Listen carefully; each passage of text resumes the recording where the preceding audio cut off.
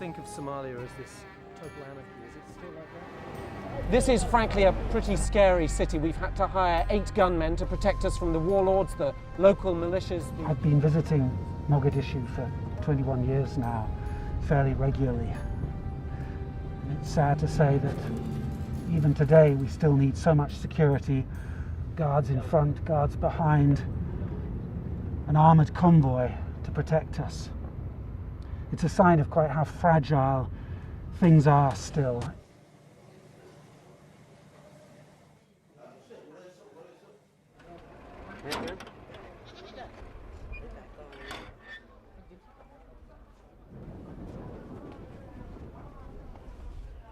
So what have you been given here? Some sugar, and below sorghum.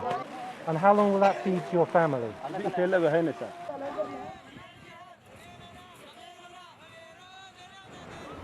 We're right on the front line here, bullets cracking all around us, and there's a man here quietly praying. We are just maybe a few meters from the front lines. Al-Shabaab positions ahead of us, the African Union behind. And as you can see, there's a very active front line.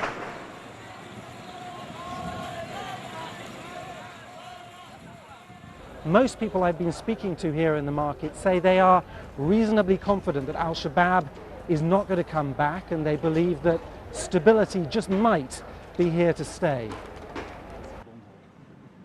It's been years since Al-Shabaab, the Islamist militants, withdrew from Mogadishu itself, but they're still almost like a shadow state here. They tax people, they intimidate, they kill, and they carry out spectacular attacks. How many people died here? 15 people. 6 of them, they were working here in Elite Hotel. So they blew up this wall? Yes, exactly. And you fixed it already? Of course. We fixed it within a days, not more than 2 days. Within so 2 life days goes we fix on? It. Yes, of course. And it will. Yeah. There's been a lot of improvement here, and I can see it driving through. The streets are cleaner, there's a lot more building going on here, new hotels and so on.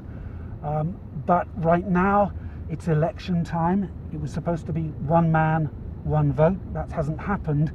And as those elections get closer, the tensions are rising. This is a country which is used to solving things by brinkmanship at the barrel of a gun. And so democracy is still very much in its infancy here. People are not sure if this election will be fair and free, and every clan has its own candidate for the top position of the country. So difficult, perhaps dangerous times. Perhaps it's the most dangerous time for Somalia. I have been in Somalia as a reporter, as a journalist, and a human rights defender the past 18 years, and I haven't seen a similar scenario in the past. That's why I'm a bit worried about that.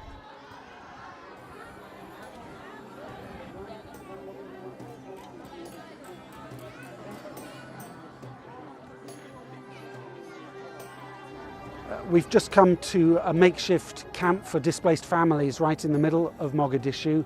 Among the ruins here, thousands of families who fled the violence in the countryside over years. But in this group are people who've come just within the last few weeks, and they're talking about heavy fighting in rural areas outside Mogadishu between Somali government forces and the militants of Al-Shabaab. dawladda meesha joogtay iyo nimanka meesha jooga is dagaalooyin rafaadkaas aniga hadii beeraha aadna ku soo shaqeysan karna ciyaaraha xaafadaha ugu tagayna sila ay rafaad aan uga soo tagay meesha socota colaad inta ugu imaanaya kasto neebsan biyan ka soo roorno bishaara saddex inta jooga fadaro baa dib biyo roobkan du'ay korkaan isku du'ay dagaalna waan haastaa. So they come here and they hope that this city will provide them some sort of sanctuary. But the concern is, of course, that with tension growing here, the safety of Mogadishu may prove to be an illusion too.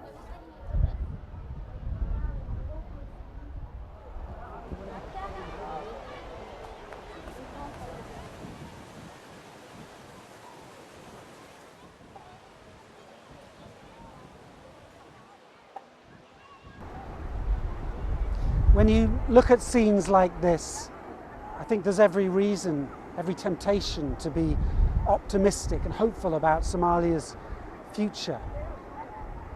But I'd say this is a country still very much in the making. It was so badly destroyed. Institutions of state were completely obliterated. And it's going to take, I think, many more years, perhaps many more decades, before we're really sure exactly where Somalia is heading and whether it is on a path back towards stability and democracy.